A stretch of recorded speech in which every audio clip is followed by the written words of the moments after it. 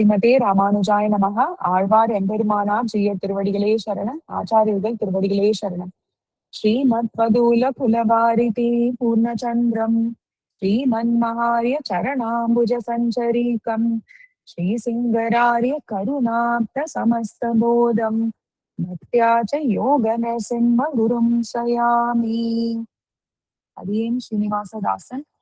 இன்னைக்கு ரொம்ப அழகான ஒரு நாள்.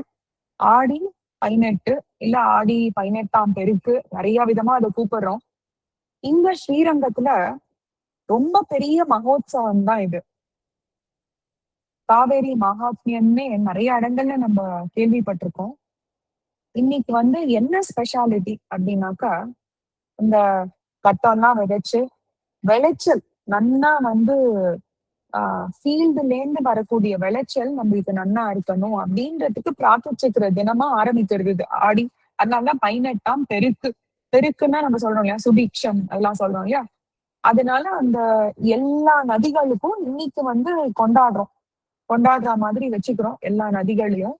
பிகாஸ் வாட்டர் சோர்ஸ் தான் பிரைமரி சோர்ஸ் இல்லையா விளைச்சலுக்கு. விளைச்சல்னா கிராப்ஸ், எஸ்பெஷலி நெல். ஏன்னா அதுல இருந்துதான் சாதம் நம்மளுக்கு கிடைக்கிறதுன்றதுனால எஸ்பெஷலி நெல்லு அந்த நடுறதுக்கான ஒரு சுபீட்சமான தினம் இன்னைக்கு ஆடி 18ஆம் பெருக்கு. அதனால அது பெருக்குன்னு சொல்றோம். எல்லா இடத்துலயும் பாத்தீங்கன்னா நிறைய விதவிதமா பூஜை எல்லாம் பண்றா. நம்மளுக்கு ஸ்ரீ வைஷ்ணவர்களுக்கு அந்த மாதிரி பூஜைகள் கிடையாது. சோ என்ன மாதிரி பூஜை இருக்கு அப்படின்றத சேவிக்கிறதுக்கு best place to be in is Srirangam. என்னன்னாக்கா, இன்னைக்கு கார்த்தால பெருமாள் நம்பெருமாள் தென் திருக்காவேரி அம்மா மண்டபத்துக்கு எழுந்தருள்றார் பெருமாள்.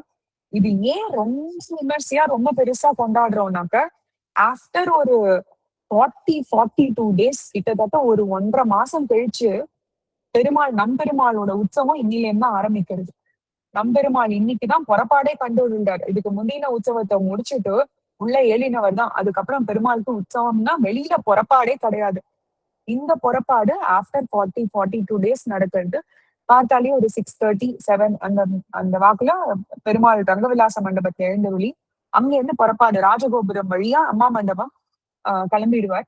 கிளம்பும் போது வழியெல்லாம் உபயங்கள் நிறைய நடக்கும். சோ ஒரே ஒரு ஸ்ட்ரெச் ரோடு தான். ஆனா அதை ரீச் ஆகிறதுக்கு காத்தால 11 ஆயிடும் அவளுக்கு, பெருமாளுக்கு ஏழை பண்ணிட்டு வரதுக்கு. சோ அதுக்கப்புறம் இன்னைக்கு என்னன்னாக்கா, காவிரி தாயாருக்கு எல்லா நதிகளுக்கும் நம்ம ரொம்ப சுபீட்சமா இருக்கும்னு சொல்றோம் இல்லையா. இங்க காவிரி தாயாருக்கு பெருமாள் கிட்ட இருந்து ரொம்ப அழகா மாலை மரியாதை எல்லாம் நடக்கும். அது என்னன்னா, பெருமாள் அந்த மண்டபத்துக்கு எழுந்தருளி அந்த மண்டபத்துல திருவாராதன கிரமம் எல்லாமே நடக்கும். பெருமாளுக்கு சாயந்தரம் சேவை ஆகும். இப்போ இன்னொரு 1 மணி நேரத்துல தீர்த்தம் ஸ்ரீ சடகோபம் தான் ஆகும். அது ஆனதுக்கு அப்புறம் சாயந்தரம் பாத்தீங்கன்னா பெருமாள் திருப்பி கிளம்பி காவேரி தாயாருக்கு என்ன பண்றாருன்னா, அவரே அந்த தண்ணீர்லயே காவேரி தாயாருக்குன்னா யாருக்கோ போய் சமர்ப்பிக்கணும் இல்லையா. இப்ப காவேரி தாயார் அந்த ஜலமா இருக்கா, பிரவாகமா இருக்கா. அந்த தண்ணீர்லயே பாத்தீங்கன்னா திருமாங்கல்யம், புடவை, அப்புறம் குங்கும பிரசாதம் இதெல்லாமே வெகுமதியா பெருமாள் சார்புல இந்த அர்ச்சகர்கள்லாம் கொண்டு போய் அந்த காவேரி தாயாருக்கு சமர்ப்பிப்பா. தூக்கி போடுவா. ஆக்சுவலி சமர்ப்பிக்கிறதுதான். ஆனா அந்த எல்லாமே போய் சேரணும் இல்லையா. அதனால காவேரி இதுலயே இது எல்லாத்தையும் சமர்ப்பிச்சிடுவாவா. அர்ச்சகர் கொண்டு போய் வெகுமதியா சமர்ப்பிக்கிறா. சரி, இப்ப என்ன காவேரிக்கும் ஸ்ரீரங்கத்துக்கும் என்ன தொடர்பு, ஸ்ரீரங்கம் பெருமாளுக்கு என்ன தொடர்பு அப்படின்னாக்க, இது எல்லாருக்குமே தெரியும். நம்ம துலா காவேரி மகாத்மியம்னு நிறைய நம்ம சுவாமி சாட்சியும் கேட்டிருக்கோம். இன்னைக்கும் அடியனோட நோட்ஸ் எல்லாம் பாத்தீங்கன்னா ஸ்ரீ உதய வேலுக்குடி கிருஷ்ணன் சுவாமியோட உபன்யாசங்கள் கேட்டுதான் இந்த நோட்ஸ் எல்லாம் எடுத்துன்னு வந்தது. ரொம்ப அழகா சுவாமி இது ஒரு 10 வருஷம் முன்னாடி சுவாமி சாதிச்சிருக்கார். என்னன்னாக்கா, ஐப்பசி மாதத்துல நம்ம காவேரியில இது ஜெனரல் ஐதிஹ்யம் என்னன்னா, 30 முக்கோடி தீர்த்தங்கள் எல்லாம் காவேரியில சேருது. அதனால அப்ப அந்த துலா மாசம் ஐப்பசி மாதம் ஃபுல்லா நம்ம காவேரியில தீர்த்தம் ஆடினா நீராடினா நம்ம பாபங்கள்லாம் தொலைந்து போகும் அப்படின்றது ஒரு மகாத்மியம், ஒரு பெருமை காவேரிக்கு இருக்கு. அதை தவிர பாத்தீங்கன்னாக்க, இப்போ இந்த காவேரின்ற திருநாமம் அவளுக்கு பேர் எங்கேருந்து வந்தது அப்படின்னு நம்ம பார்க்கணும் இல்லையா. இது சரித்திரங்கள்லாம் 2 விதமா சொல்றான். ஒண்ணு கலிங்க தேசத்து மன்னன், அவனோட மகள். அவன் மன்னன் யாருன்னு பாத்தீங்கன்னா கவேர மன்னன். அந்த மன்னனோட திருக்குமாரத்தி மகள் பேரு காவேரி. அதனால காவேரிக்கு காவேரி தாயார்னு பேர் வந்ததுன்னு ஒரு சிலர் சொல்றா. இன்னொன்னு ஒண்ணு, காவேரி சொல்றோம். கா பிளஸ் விரி அப்படின்னு காமிக்கிறா. கான்னா பொழிலாம். பொழில்னாக்க தோட்டம். இங்க அப்படியே சோலைகள் சூழ்ந்த திருவரங்கம் சொல்லுவோம் இல்லையா? அது பொழில்னா அந்த சோலைகள். இந்த அந்த தோட்டங்கள் எல்லாம் குறிக்கிறது கா. விரின்னா விரிப்பவள். யார் இதெல்லாம் வளர்க்கிறாரோ அவர்தான். அந்த காவேரி என்ன பண்றாளாம், அவளோட இனிய நீரால இந்த தோட்டங்கள், துவரங்கள், சோலைகள் எல்லாத்தையும் நன்கு வளர்க்கிறாளாம் அவ. அதனால அவளுக்கு காவேரி அப்படின்றது பேரு. இது ஒரு காவேரின்ற பேருக்கான அர்த்தம்.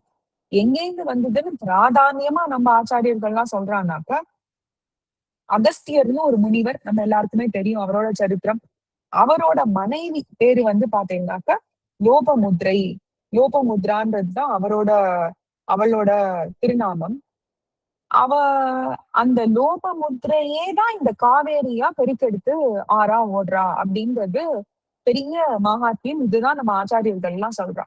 இதுக்கு ரொம்ப அழகான ஒரு பிராச்சீனமா ஒரு சரித்திரம் இருக்கு. என்னன்னாக்க லோப முத்ரா அப்படின்னாக்க, லோபங்கள்னா குறைவு. இப்போ நம்ம ஏதோ ஒரு கர்மத்தை செய்யறோம்னா அந்த கர்மத்துல செய்யும் பொழுது எந்த லோபமும் இல்லாம வரணும் அப்படின்றதுதான் ஆசை. லோபம்னா குறைபாடுகள் இல்லையா? எல்லாமே நிறைய இருக்கணும்னு தான் ஆசைப்படுவோம் நம்ம. இப்ப இந்த லோபமுத்ரன்றவ எப்படி இருப்பானா, அவ வந்து ஒரு லோபைகளும் இல்லாம எந்த லோபம் வந்தாலும் அவ பொறுத்துக்கவே மாட்டாளாம் ஃபர்ஸ்ட்.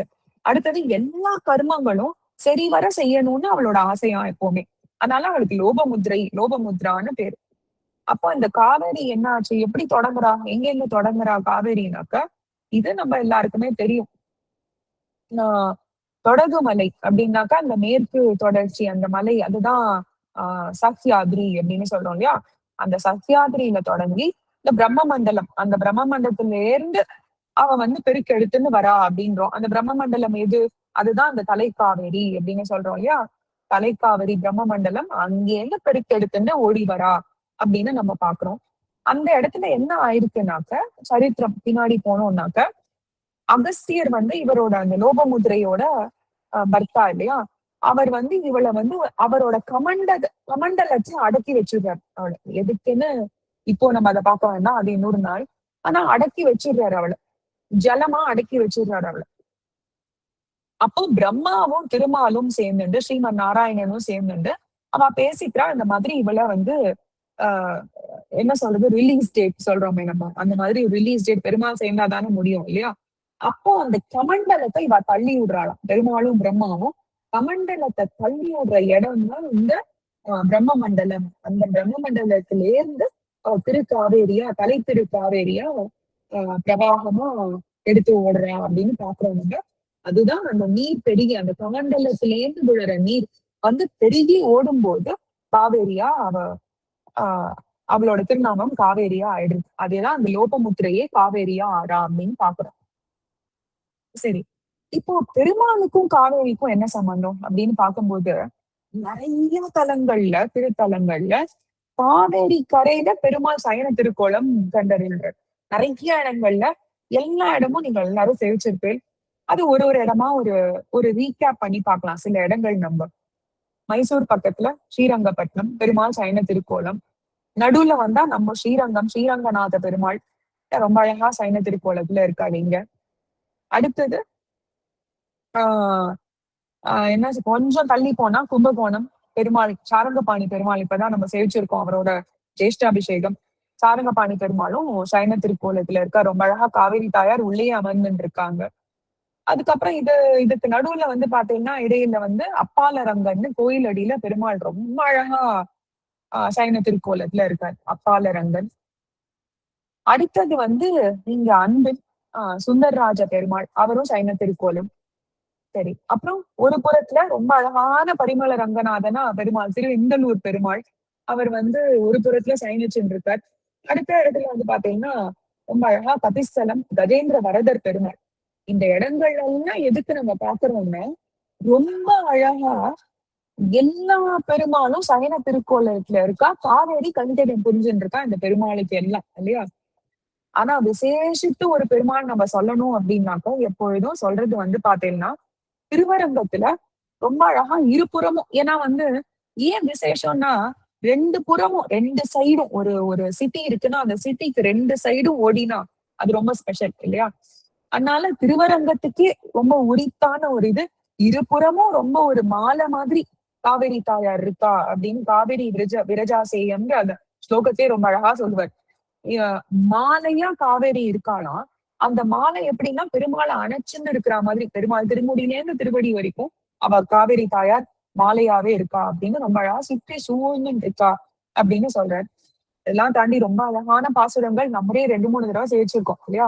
திருமாலையில தொண்டரடி பொடி ஆழ்வார் 2 ஆழ்வார பிரசித்தமா எடுத்து சொல்ல போறார்.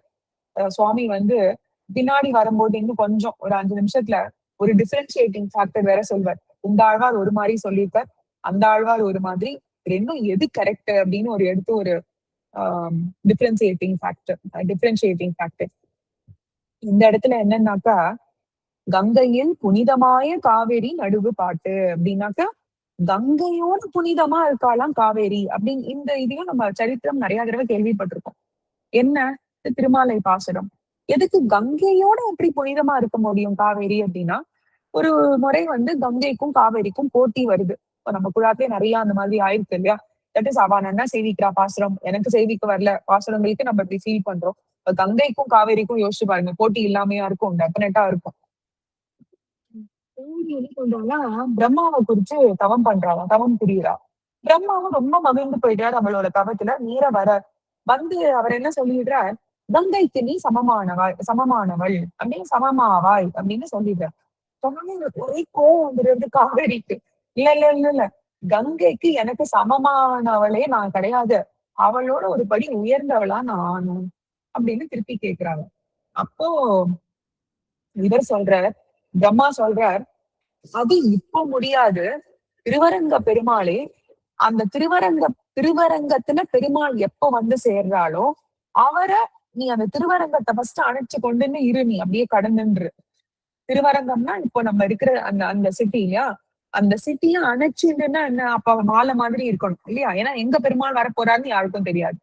அணைச்சுன்னு நீ அங்கேயே எப்போ பெரிய பெருமாள் ஸ்ரீரங்கநாதனா அங்க சயனிக்கிறாரோ அப்போ அவருடைய திருவடியை நீ தீண்டுவ இல்லையா? அந்த திருவடி தீன்ற பலமே உனக்குதான். ஏன்னா கங்கைக்கு அது கிடையாது அப்படின்னு சொல்லிட்டு அதனால அவர் திருவடியை நீ எப்போ வருடுற இது கிடைக்கிறது உனக்கு, அந்த க்ஷணத்துல இருந்து கங்கையை காட்டிலும் சிறப்பு பெறுவாய் அப்படின்னு பிரம்மா கூறுறார். அதே ரொம்ப அழகா தொண்டரடி பொடியாழ்வார் கங்கையில் புனிதமாய காவிரி நடுவு பாட்டு அப்படின்னு ரொம்ப அழகான பாசுரம் இது. இதே பாசுரத்துக்கு நம்ம ஸ்ரீரங்க மகாத்மியம்ல பாத்தீங்கன்னா அந்த ஸ்லோகமும் சேம் ரெஃபரன்ஸ் தான் எடுத்துன்னு காமிக்கிறது. கங்கா சாமியம் புரா பிராப்தா தேவதேவ பிரசாதனாத். அப்போ கங்கா அவதரணாத். இது வரைக்கும் என்னன்னா கங்கா நீ எப்படி அங்க போய் அணைச்சுட்டு இருக்கியோ அணைச்சுன்று, ஸ்ரீரங்கநாதன் வந்த உடனே அவனோட திருவடிகள்ல ஊர்துவம் ஆதி வஞ்சாப்பிய வாபசா அப்படின்னாக்கா அவன் வந்து எம்பெருமான் சைன கோலத்துல இருக்க போறான். அவன் திருவடிகள் நீ தொட்ட உடனே உனக்கு ஒரு பெருமை கிடைக்கும் பாரு, அந்த பெருமை வேற யாருக்குமே கிடைக்கல அப்படின்னு ரொம்ப அழகா சாதிக்கிறாங்க ஸ்ரீரங்க மகாத்மியத்துல. அது ஒரு பிரமாணம். சரி, அடுத்தது இந்த 2 ஆழ்வார்கள் பாடியிருக்கார் காவேரி தாயாரை பத்தி. மொத்தர் பெருமாள் திருமொழி குலசேகர ஆழ்வார் ரொம்ப அழகா பாடியிருக்கார் முதல் பாசுரத்திலேயே. அடுத்தவர் தொண்டரடி பொடி ஆழ்வார் திருப்பி கீழே நம்ம முன்னாடி 23வது பாசுரம் பார்த்தோம் இல்லையா? கங்கையை காட்டிலும் எவ்வளவு புனிதமானவளா இவ இருக்கான்னு பின்னாடி எப்படின்றத விளக்க போறாரு அவர். சோ இப்ப என்ன என்ன கான்ஃபிளிக்ட் கிடையாது. என்ன ஒரு வேறுபாடு அப்படின்னாக்கா பெருமாள் திருமொழியில இவர் சொல்ற ரொம்ப அழகா தென்னீர் பொன்னி திரைக்கையான் அடிவருட பள்ளி கொள்ளும் கருமணியை அப்படின்னா என்ன, தெளிந்த நீர். தென்னீர் பொன்னி அப்படின்னா தெளிந்த காவேரி தெளிந்தவளா இருக்காளாம் அந்த இடத்துல. தென்னீர் பொன்னி திரைக்கையால் அடிவருட பள்ளி கொள்ளும் கருமணியைனா தெளிந்த ரொம்ப கிளியரா ஓடிட்டு இருக்காளாம் காவேரி. இது ஒரு சைடு. இது பெருமாள் திருமொழியில ஃபர்ஸ்ட் பாசுரம். திருமாலைக்கு வாங்கும், தெளிவிலா கலங்கள் நீர் சூழ் திருவரங்கத்துள் ஓங்கும். தெளிவில்லா, தெளிவில்லான்னா என்ன, தெளிவே கிடையாது அவளுக்கு, தெளிவு இல்லாத காவேரி ஓடுறா அப்படின்னு சொல்றா. அப்போ கலக்கம் இருக்கு காவேரிக்குன்னு தொண்டரடி பொடி ஆழ்வார் சொல்லிட்டேன். சரி, இப்போ நம்ம கேட்போம், தெளிந்து ஓடுறாளா குலசேகர ஆழ்வார் சொல்ற மாதிரி, தெளிவு இல்லாம கலங்கி ஓடுறாளா தொண்டரடி பொடி ஆழ்வார் சொல்ற மாதிரி, எது கரெக்ட் இதுலன்னு கேட்கணும், தெரிஞ்சுக்கணும் இல்லையா நம்ம. இயற்கையே காவேரி தெளிந்துதான் ஓடுறாள். சோ பெருமாள் திருமொழியில அவர் சொன்னது கரெக்ட், டிக் போட்டுருந்தோம். இயற்கையாவே காவிரியோட தன்மை என்னன்னா ரொம்ப தெளிந்துதான் இருக்கா. அதனால தென்னீர் பொன்னி திரைக்கையால் அடிவருட பள்ளி கொள்ளும் கருமணியை அப்படின்னா ரொம்ப அழகா தெளிந்துதான் இருக்காள். சரி, அப்போ தொண்டரடி பொடி ஆழ்வார் சொன்னது தப்பு அப்படின்னா கிடையவே கிடையாதாம். காவிரி தாயார் யாரு அப்படின்னு திருப்பி போய் நம்ம போய் பார்க்கணும். பார்த்தோம்னா ரொம்ப அழகா சாஸ்திரங்கள் சொல்றது, காவிரி தாயாரோட திருக்குமாரத்தி தான் நம்ம ஸ்ரீரங்க நாச்சியார். அப்போ காவேரி தாயாரோட மகள் திருமகள் ஸ்ரீரங்க நாச்சியார். அப்போ ஸ்ரீரங்கநாதன் யாரு? மாப்பிள்ளை ஸ்ரீரங்கநாதன். சரி, இப்ப என்ன கலக்கம் அவளுக்கு? மகளையும் மாப்பிள்ளையும் பார்க்கணுமா அவளுக்கு? அந்த உத்வேகத்துல மேற்குல இருந்து ஓடி வராளாம். தரம் புடந்து ஓடி வராளாம் அவ. தரம் புடந்துன்னா இப்போ எங்கேயோ ஒரு இடத்துல குழந்தைகள் ஒரு ஏதோ ஒரு பிளே கிரவுண்ட்ல ஓட சொல்லுங்க, அவ பாட்டுக்கு ஓடிட்டு இருப்பா. மைதானத்துல ஓட சொன்னா, இதுவே ஒரு காம்படிஷனா இருந்தா எப்படி ஓடுவா குழந்தை? ரொம்ப ஃபாஸ்டா நான் தான் ஃபர்ஸ்ட் வரணும்னு ஓட மாட்டா. அந்த மாதிரி இவ மாப்பிள்ளையும் பொண்ணையும் பாக்குறதுக்காக ரொம்ப ஃபாஸ்டா ஓடி வராளாம் மேற்குல இருந்து. ஒரு அகண்ட காவேரியா இந்த முக்கொம்பு அந்த ஏரியா நம்மளுக்கு தெரியும் இல்லையா? முக்கொம்புன்னு அந்த முக்கொம்புல பிரிஞ்சு அங்கேருந்து பாத்தீங்கன்னா திருப்பி தடம் புரண்டு ஓடி வராளாம் அவ காவேரி. அப்போ என்ன ஆகுது? அவ ரொம்ப கலங்கிதான் வரா இல்லையா? அந்த இடத்துல அவ தான் பொண்ணையும் மாப்பிள்ளையும் பார்க்கணும்னு அந்த வேகத்துல வருதுனால மத்த விஷயங்கள்லாம் அவளோட கலந்து வருதாம். அதனால தொண்டரடி பொடி ஆழ்வார் சொன்ன மாதிரி கொஞ்சம் தெளிவில்லா கலங்கள் நீர் நீ தெளிவில்லா கலங்கள் நீர் சூழ் திருவரங்கத்துள் ஓங்கும் அப்படின்னு கொஞ்சம் கலங்கிதான் வராலாம். இப்போ இதெல்லாம் இதெல்லாம் பிரமாணியம் எல்லாம் கரெக்டா, பிரமாணங்கள் எல்லாம் கரெக்டா தான் இருக்கு இல்லையா? நம்ம ஆச்சாரியர்கள் விடுவாளா? விடமாட்டான். சரி, இதெல்லாம் ஓகே. அப்ப ஸ்ரீரங்கத்துல இருந்து கிழக்கு போகும்போது அப்ப அவ தெளிவாதானே இருக்கணும். இங்கே இத முடிச்சுட்டா, கலங்கி வந்தாச்சு. நன்னா தென்னீர் பொன்னின்னு ரொம்ப அழகா கலங்காம தான் இருக்கா, தெளிவா இருக்கான்னு குலசேகர ஆழ்வார் பாசுறோம். அப்ப இங்கே விட்டு வெளியில கிளம்பும் போது ஆஹ் கிழக்கே போகும்போது தெளிவாதானே போகணும் அப்படின்னாக்க தெளிவா போவாளா? தெளிவாவே போகமாட்டா. ஏன் சொல்லுங்க? இப்போ ஒரு பொண்ணாத்துக்கு போறோம், நம்ம அம்மா அப்பாவா பொண்ணாத்துக்கு போறோம், போய் ஒரு 2 நாள் அவளோட ஸ்பெண்ட் பண்றோம் டைத்த. ஸ்பெண்ட் பண்ணிட்டு கிளம்புறோம்னு வச்சுக்கோங்க. கிளம்பும் போது ரொம்ப தெளிவா கிளம்புவோம். கண் கலங்கிதான். இது கல்யாணமாயி ஒரு 15-20 வருஷம் ஆட்டும். இல்ல ரொம்ப 50 வருஷம் கூட ஆட்டும். எப்போ போனாலும் கிளம்பும் போது ஒரு தண்ணீர் விட்டுன்னு தான் கிளம்ப போறோம் நம்ம இல்லையா? அந்த மாதிரி அச்சோ மாப்பிள்ளையும் பொண்ணையும் பிரிஞ்சு போறோமேன்னு அப்படின்னு கலங்கி கலங்கி கிழக்கே ஓடுறாளாம் காவேரி. அந்த கிழக்கே அவ ஓடும்போது என்ன ஆகுது? ஒரு புறத்துல அந்த தேவி பட்டணத்திலும் இன்னொரு புறத்துலதான் அந்த கங்கை கொண்ட சோழபுரம் இல்லையா? காவேரி பட்டணத்திலும் இந்த 2 இடங்களும் தான் காவேரி கடலோட கலக்குறாளாம். அப்ப இன்னும் பெரிய பெருமை அவளுக்கு. ஒரு புறத்துல தேவி பட்டணம், இன்னொரு புறத்துல அந்த கங்கை கொண்ட சோழபுரம் தான் காவேரி பட்டணம்னே சொல்றாரு. இந்த 2 இடங்கள்லதான் இங்கேருந்து கிளம்பியாட்டும் 2 இடங்கள்ல காவேரி கடலோட கலக்குறா அப்படின்றது ஒரு ரொம்ப உயர்ந்த ஒரு பெருமை வாய்ந்த காவேரி அப்படின்னு ஆச்சாரியர்கள்லாம் சாதிக்கிறா. அடுத்தது பாத்தீங்கன்னா ஆஹ்